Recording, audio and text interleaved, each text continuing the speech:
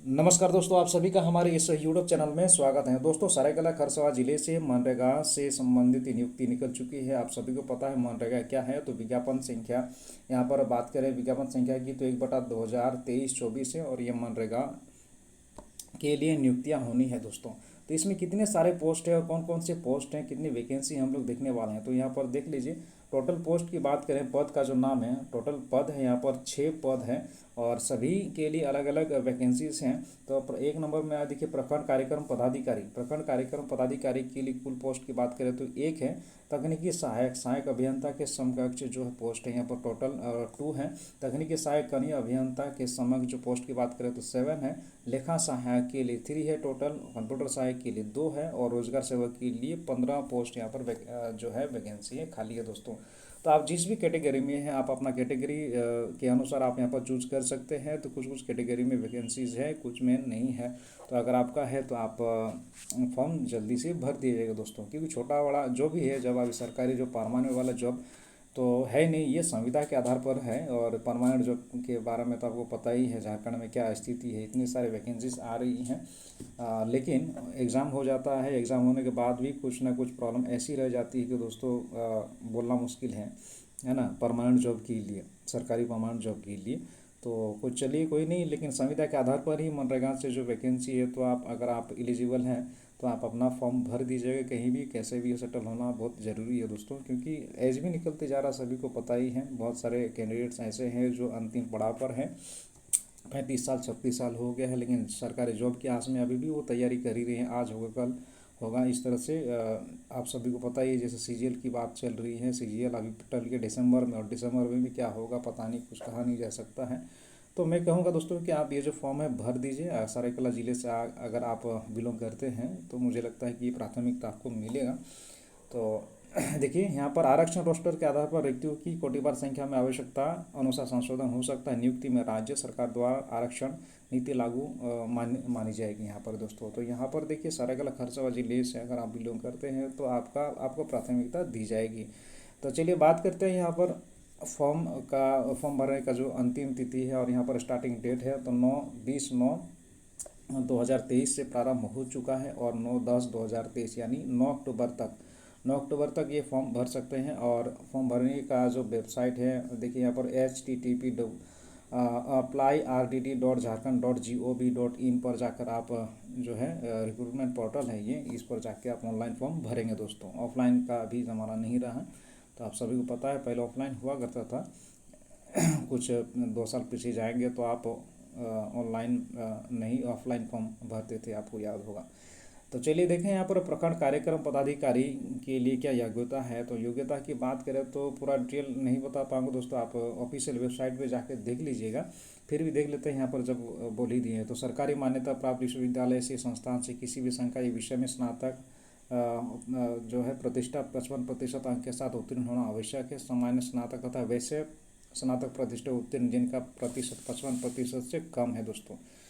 परंतु वे स्नातकोत्तर ये जो है वैकेंसी, आप इसका जो योग्यता है आप देख लीजिएगा। अतिरिक्त योग्यता आप में देखिए, आपका अतिरिक्त योग्यता है तो आपको प्राथमिकता मिलेगी। ये तो होता ही है, पीजी सबके पास सबने किया हुआ होगा या फिर स्नातक किए हुए हैं, वो तो है ही है। लेकिन एक्स्ट्रा आपके पास क्या क्वालिफिकेशन है, तो उसी के अनुसार आपको प्राथमिकता मिलेगी। तो यहाँ पर पॉइंट ए और पॉइंट बी में दिया हुआ है, आप स्क्रीनशॉट ले सकते हैं। चलिए बात करते हैं तकनीकी सहायक की। तो तकनीकी सहायक में भी कुछ इसी तरह से अतिरिक्त योग्यता यहाँ पर देखिए, सहायक अभियंता के समकक्ष, यानी आपको इंजीनियरिंग किया हुआ होना चाहिए, बीई या फिर बीटेक किया हुआ होना चाहिए, तभी जाके इस फॉर्म का आप भर सकते हैं। साथ ही साथ यहाँ पर देखिए, अतिरिक्त योग्यता में ये एमसीए है, पीजीडीसी है, बहुत सारे एक्स्ट्रा चीज़ यहाँ पर दी हुई है, तो आप लोग देख लीजिएगा दोस्तों। एक्स्ट्रा मांगा गया है, एक्स्ट्रा क्वालिफिकेशन मांगा गया है। लेखा सहायक हो गया, यहाँ पर देखिए तकनीकी सहायक कनीय अभियंता, इसमें भी एक्स्ट्रा अतिरिक्त योग्यता मांगी गई है। कंप्यूटर सहायक में देखिए, कंप्यूटर सहायक में तो देखिए क्या चीज़ है, बीएससी कंप्यूटर ऑनर्स होना चाहिए या फिर बीएससी कंप्यूटर सामान्य होना चाहिए, बीसीए किया हुआ होना चाहिए, तभी आप एलिजिबल हैं इस फॉर्म को भरने के लिए कंप्यूटर सहायक। जबकि आप सभी को पता है दोस्तों कि कंप्यूटर सहायक में वो उतना बहुत ज़्यादा काम नहीं होता है, सिर्फ टाइपिंग करनी होती है, डॉक्यूमेंट्स वगैरह डाटा एंट्री की तरह करनी होती है। लेकिन फिर भी इतने जो छोटा सा पोस्ट है, लेकिन फिर भी यहाँ पर जो बड़ी बड़ी डिग्री मांगी गई है, बीसीए BSc कंप्यूटर, ये सब इतना सारा आप देख ही रहे हैं।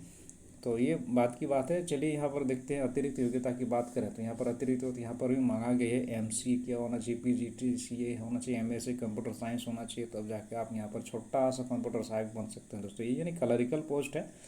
तो देख लीजिए आपके पास अपनी योग्यता है तो आप इस फॉर्म को भर सकते हैं। ग्राम रोजगार सेवक, ग्राम रोजगार सेवक के लिए भी देख लेते हैं। चलिए अनिवार्य योग्यता क्या है, तो सरकारी मान्यता प्राप्त विश्वविद्यालय या संस्थान से इंटरमीडिएट किया हुआ होना चाहिए, इंटर किया हुआ चाहिए, या फिर मैट्रिक के बाद ITI किया हुआ होना चाहिए, तब आप इस पोस्ट के लिए एलिजिबल है। अतिरिक्त योग्यता की बात करें दोस्तों तो BCA या फिर सामान्य स्नातक किया हुआ होना चाहिए, प्रतिष्ठा ऑनर्स भी चलेगा, ये सब होना चाहिए। अतिरिक्त आपको अंक मिलेंगे सॉरी, तो आप स्क्रीनशॉट ले सकते हैं दोस्तों।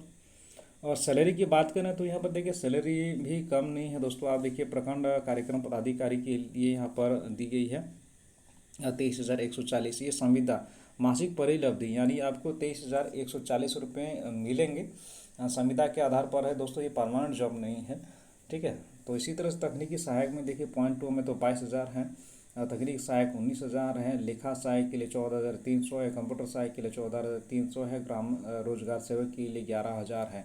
तो मैं चाहूँगा दोस्तों कि अगर आप ऐसे ही देखिए भर सकते हैं ऐसा, जिनका जैसा मर्जी, ठीक है। तो मेरा ये मानना है कि जो भी है जैसे भी है सरकारी जॉब हाथ में लग जाए, भले ही संविदा के आधार पर, कुछ ना करने से बेहतर है कुछ कर ही लीजिए। तो यही थी जानकारी इम्पोर्टेंट। और देखिए यहाँ पर वैकेंसी के साथ हमने देख लिए। अभी देखिए जो एज की बात करें तो यहाँ पर एज दिया हुआ है अलग अलग कैटेगरी का। तो 40 ईयर्स ST SC के लिए यहाँ पर देखिए ST SC अनुसूचित जाति अनुसूचित जनजाति महिला पुरुष सभी के लिए 40 ईयर्स हैं, जबकि महिला के लिए जनरल महिला अनारक्षित उन सब के लिए 38 ईयर्स है, पिछला वर्ग के लिए 37 है, अनारक्षित पुरुष वर्ग के लिए तो 35 ईयर्स यहाँ पर रखी गई है मैक्सिमम एज। तो आप अपना एज भी देख लीजिएगा दोस्तों। और एज की जो गणना है यहाँ पर आप देख सकते हैं, एज की गणना उपरोक्त पदों के लिए आवेदकों की आयु सीमा प्रशासनिक सुधार राजभाषा के संकल्प संख्या 29 दिनांक यहाँ पर देखिए 1/4/2021 के अनुसार यहाँ पर होगा दोस्तों। कैलकुलेशन आप कर लीजिए।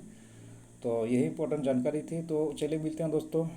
और हाँ, यदि दोस्तों आपको मेरा ये दिया हुआ जानकारी अच्छा लगा तो प्लीज़ यार सपोर्ट कर दीजिएगा, छोटा भाई समझ कर ही सपोर्ट कर दीजिएगा।